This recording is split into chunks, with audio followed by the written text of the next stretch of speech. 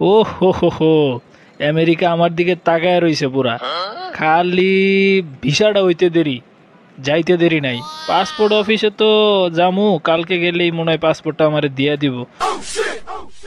এ কাকা, এক packet ব্যালেন্সন cigarette দেন তো। তা না হয় দিচ্ছি।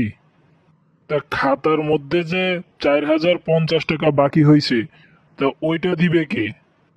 আরে কাকা, আমেরিকা যাচ্ছি, ডলার কামাবো, তারপর দেশে পাঠাবো, হিসাব ক্লিয়ার করবেন সেই ডলার দিয়ে।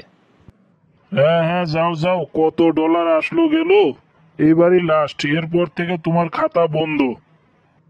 হায় হায়। ঠিক আছে, নাও কাকা, এর পরের বার থেকে আমি আর তোমার দোকান থেকে কোনো মাল নেব না, যাও। আমি এই টাকা শোধ করতেছি, দাঁড়াও। নে বিড়ি জ্বালা, এক প্যাকেট নিয়ে আসছি আজকে।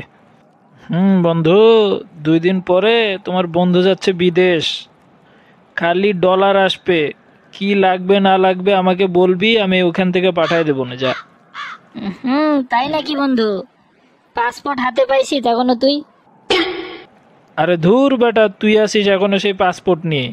পাসপোর্ট তো পেয়েই যাব, কালকে যাব আর পাসপোর্ট নিয়ে আসবো। হি হি, দেই তো আজকে খবরের মধ্যে কেডা কেডা বাস খাইছে। সুপ্রিয় শ্রোতা মণ্ডলী, আপনারা এখন দেখছেন সময় টিভি।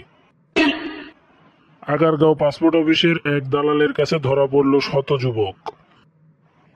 স্থানীয় বাসিন্দাদের কাছ থেকে শোনা গেছে, দালাল নাকি 4 কোটি টাকা হাতিয়ে নিয়ে পাসপোর্টের অফিস থেকে পালিয়ে গেছে। হায় হায় হায় রে, শেষ শেষ শেষ, সব গেল আমার, সব গেল। হায় হায় রে, 40,000 টাকা দিছিলাম পাসপোর্ট বানাইতে, শেষ, একজন হয় শেষ।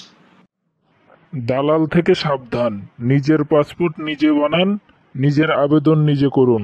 অনলাইনে এখন খুবই ভালোভাবে আবেদন করা যায়। ধন্যবাদ।